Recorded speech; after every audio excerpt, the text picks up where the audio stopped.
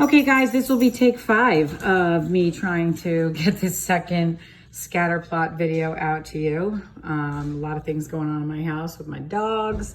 So excuse me if you hear them again, but I can't stop this video again. So if they start barking, we're just gonna push on through. So I just wanna talk to you about what you did last time, which you worked on box plots or box and whisker plots, and you looked at the mean and the quartiles and the percentages and how it was laid out. When it's laid out, you talked about range and interquartile range to help decide or explain how spread out the data is.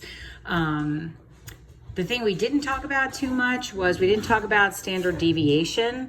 And standard deviation is usually mentioned quickly in Algebra 1.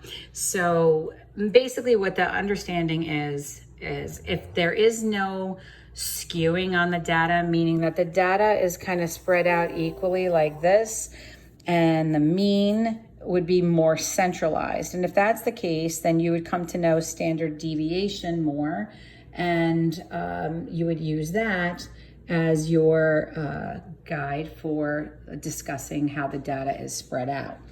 When you have a skewing where you have something like this, where you have like a tail and this is skewed left, then what would happen is if the mean were here, it would pull it this way. So instead of using a mean as a center, we'd use the median as the center, and then we wouldn't use standard deviation as the dispersion describer. We would use the interquartile range and the quartile range. So having said that, and you guys did well on that, I want to move on to bivariate data. So now bivariate data, a good example of bivariate data is, quite simple. Let's just use our COVID situation for a second. So if I were to say to you that you had the number of assignments was going to be here, okay? All right, now if I wanted to do univariate data, it would just be number of assignments, and there would be a whole bunch of different numbers of assignments. But when it has bivariate data, there's going to be this sort of comparison between these two, or some relationship between these two. And let's say this is your final fourth quarter grade, okay? Now, the scales obviously will be different. Let's just say this is 1, 2, 3, 4, 5, 6, 7, 8, 9. And then these were the grades, and you had a break here, right?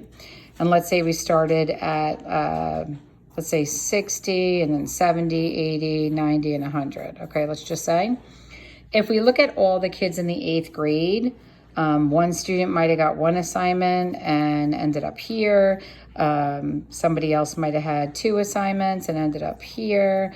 Another person might have done 2 assignments but did better quality and ended up here. So then you start to get like a scattering of points, okay? So when it comes to the word scatter, I'm going to go to the IXL so you can see it a little bit better. The idea of bivariate data is there's 2 different types of data involved. So we're going to go into, hold on one second. I hit the wrong one. So this will be in the Algebra tab. It'll be in the KK ones, the double Ks. So let's just talk about this guy first, interpreting the scatter plot, okay? Now, right now, they're not talking about what the data actually is here or here, but let's just take a look at how it's put out there. You see a scattering of points. Now, basically, boys, stop.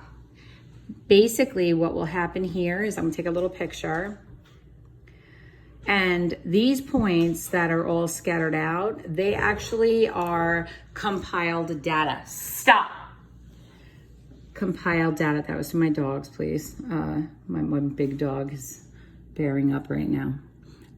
So basically what would happen is somebody would have collected data and had the X data here, whatever it was described as, and the Y data here.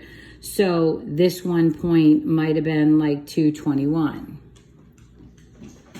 And that point here might have been 1822.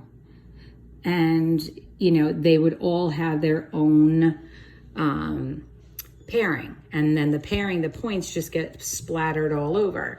So that's why they discuss it and call it a scatter plot. Because if you imagine, if everybody was together in one spot and I said scatter around the room, you guys would all just kind of like move to different spaces in sort of an unorganized fashion. And so that's what happens here. The one thing you have to understand is this is simply just paired data of two different types of data put into a point and plotted on a quadrant. That's it, in quadrant 1. You do not ever connect the dots in a scatter plot. What we do instead of that is we look for what's called a trend. Now we have 3 types of basic trends, and then within those we have others. So generally what's happening here is you have data that's splattered everywhere.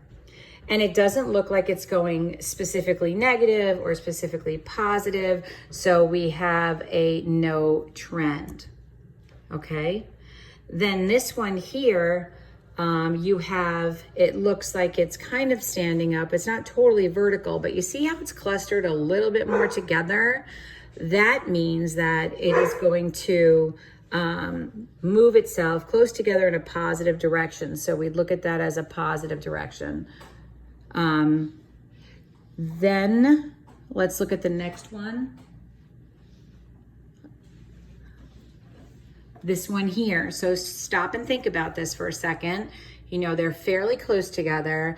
They look like they're moving. If you can kind of take your fingers and sort of encapsulate all of them, it definitely could be a big fat thick line. So that looks like a positive trend. Okay. So you start to see the trending here. This looks like, hopefully, I mean, I hope you see it. Think about it for yourself.